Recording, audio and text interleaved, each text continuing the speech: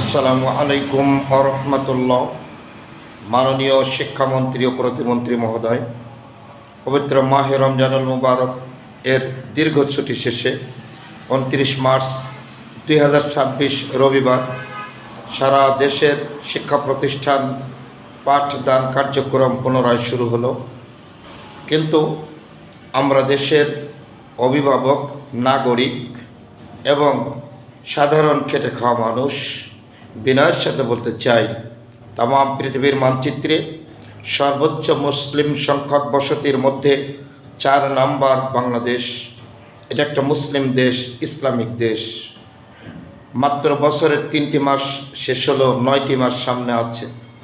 অথচ মাহে রমজানের ছুটি নতুন নয়, যুগ যুগ ধরে সারা জীবন ধরে মাহে রমজানে এদেশের সকল শিক্ষা প্রতিষ্ঠান ছুটি থাকে, এটাই স্বাভাবিক।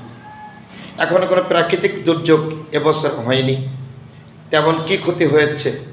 এখন শিক্ষক শিক্ষিকাগণ মাহে রমজানের ছুটি ভোগ করার পরে এখন প্রতিষ্ঠানে উপস্থিত হওয়া তেল সংকটের কারণে যারা মোটর সাইকেল আরোহী তাদের জন্য দুরূহকর পরিস্থিতি। অথচ 10 সপ্তাহের শনিবারে ছুটির দিনেও শিক্ষক শিক্ষিকা ছাত্রছাত্রীগণের শিক্ষা প্রতিষ্ঠানে হাজির হতে হবে শিক্ষা পুষিয়ে নেওয়ার নামে। হাই স্কুল, কলেজ, মাদ্রাসা, ইউনিভার্সিটি সবই তো বন্ধ থাকছে। তাহলে কি অন্যায় করেছে প্রাথমিক শিক্ষক শিক্ষিকাগণ, ছাত্রছাত্রীগণ?